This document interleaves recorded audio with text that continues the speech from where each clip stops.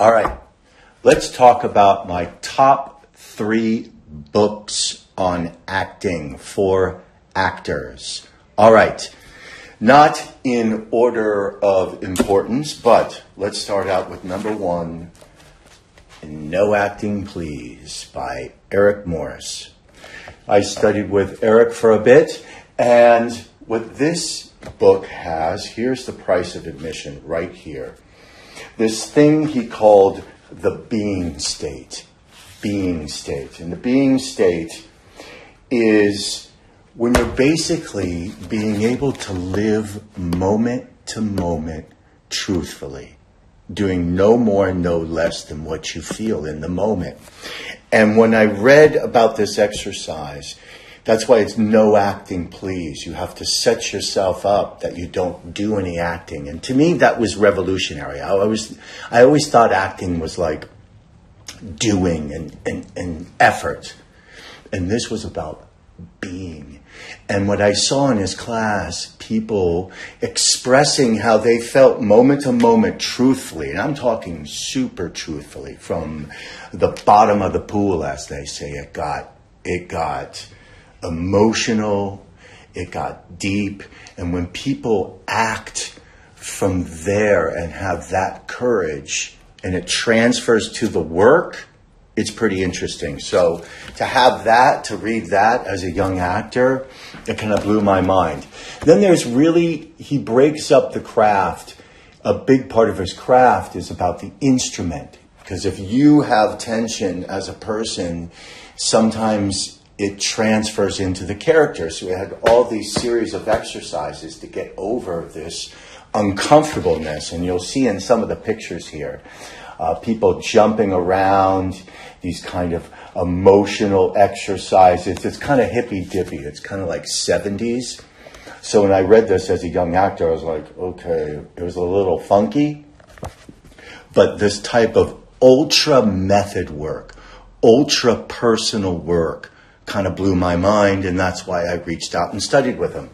And then my second book, not in order of importance, is the opposite. Michael Chekhov's To the Actor. Okay? This is all about through the imagination and through the body. You don't necessarily work with personal things. Personal things do come up, but you don't actively go after it like in this method work.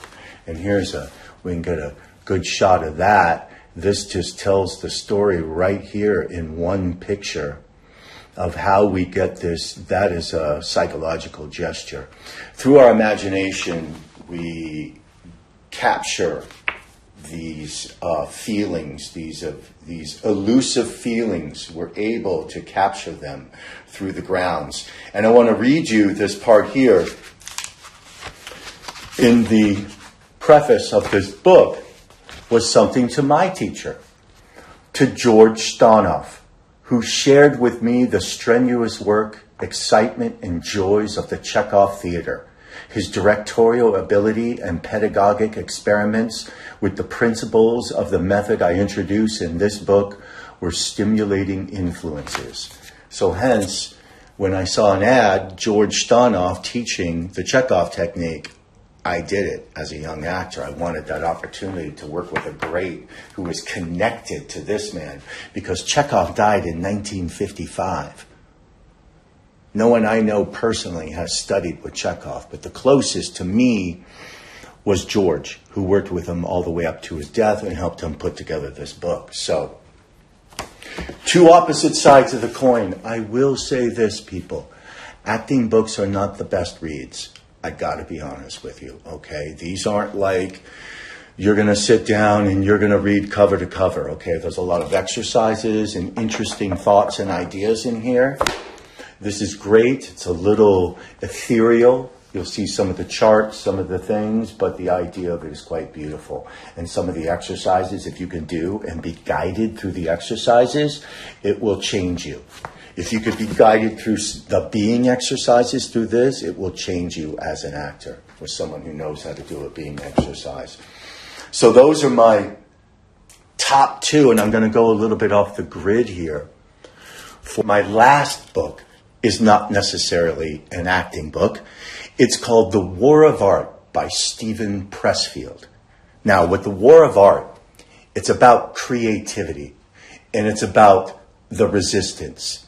And the resistance is that inner force that keeps you away from pursuing your dream, from rehearsing, from going after and doing the work that it takes to become a pro.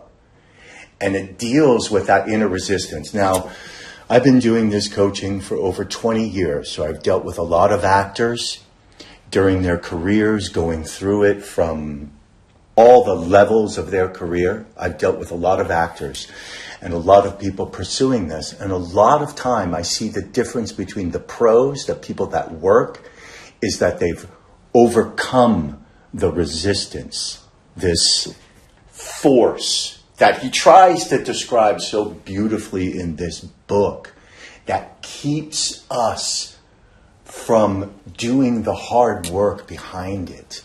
You know, it's a lot of work to do a self-tape. It's a lot of work to break it down, to rehearse, and we'll help you break through. So those are my top 3 acting books for you.